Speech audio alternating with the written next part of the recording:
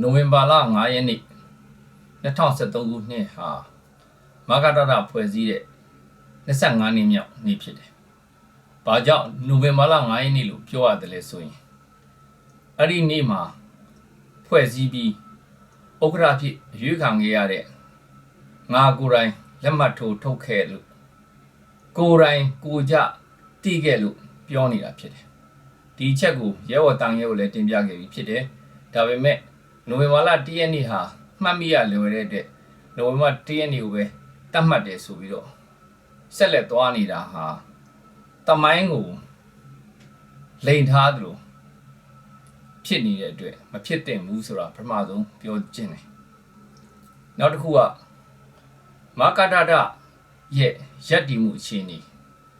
မဂဒဒရဲ့ရပ်တည်မှုအခြေအနေဟာအခုချိန်မှာအပြစ်ခတ်ရက်စဲရေးကိုလက်မှတ်ထိုးလိုက်တယ်။အဲ့ဒီအပြင်အပြစ်ခတ်ရက်စဲရေးအတွက်ကားပါမစ်60ကိုလက်ခံရယူခဲ့တယ်ဆိုတဲ့သတင်းလဲထွက်လာခဲ့တယ်။ရဲဘော်တန်ခဲရဲ့လက်မှတ်နဲ့တကွနော်။အဲ့ဒါကြောင့်မလို့ဒီဖြစ်ပျက်ဟာမဖြစ်သင့်ဘူးလို့မြင်တယ်။နောက်တစ်ခုကအသက်သွေးချွေးတွေပြီးတိုက်ခဲ့တဲ့ကြာဆုံးခဲ့တဲ့ရဲဘော်တွေကို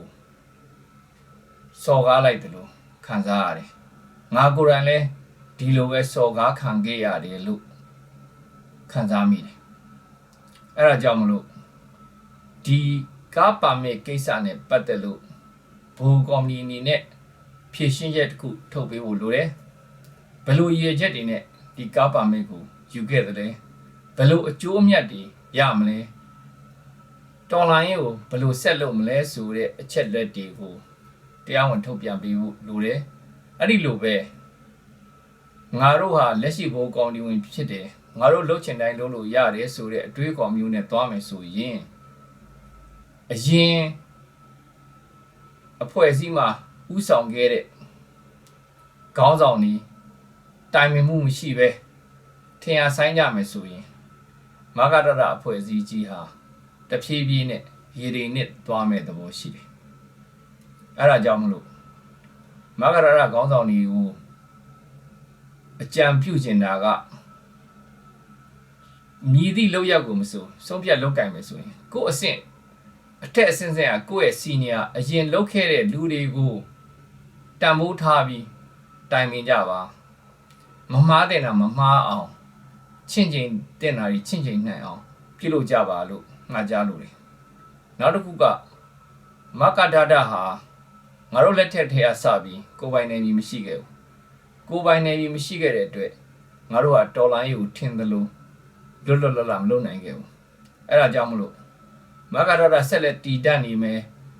တော်လိုင်းရေးကိုဆက်လက်ရှိနေစေခြင်းသေးတယ်ဆိုရင်လွတ်လပ်တဲ့နေမြေတစ်ခုရှာဖို့လဲစဉ်းစားကြပါနောက်တစ်ခုကမြန်မာပြည်ဒီမိုကရေစီပြောင်းလဲရေးဟာအခြေမီ၍နောက်ပြန်လှည့်ပြီးရှစ်လေးလုံးအရေးခင်းကတဲ့ဆိုးဝါးတဲ့သွေးထွက်တန်ရင်မှုတွေလည်းဖြစ်မလာဘူးလို့ဘယ်လို့မှမပြောနိုင်ဘူးဒါကြောင့်မလို့အဲ့ဒီလိုဖြစ်လာခဲ့ရင်88တုန်းကလို့တော်ရင်းကိုလူငယ်လူရွယ်တွေထွက်လာတဲ့အခါဘလို့ကိုညီပံ့ဖို့မလဲဆိုတဲ့ရေရှိအမြင်နဲ့လဲတွေးခေါ်စဉ်းစားထားဖို့လိုတယ်လို့ဒီနေ့ကနေတင်ပြခြင်းတယ်အဓိကပြောချင်တာကမဂဒဒဟာနှစ်ပေါင်း25နှစ်အတွင်းမှာအလူအလဲအမျိုးစုံခံခဲ့ရပြီးဖြစ်တယ်1992ခုနှစ်မှာမဂဒဒနှစ်ချမ်းကွဲခဲ့တယ်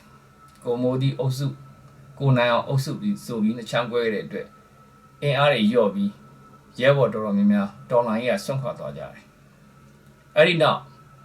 ပြန်လည်ပေါင်းစည်းပြီးတဲ့နောက်မှာမဂဒဒဘိုဟိုဟာလက်နက်ကင်တော်လိုင်းကြီးကိုစွန့်လွတ်ပြီးလက်နက်ကင်တော်လိုင်းကြီးကြောင့်ဖြစ်လာတဲ့ခေါင်းဆောင်အများစုဟာဘိုးကောင်းဒီဝင်အများစုဟာ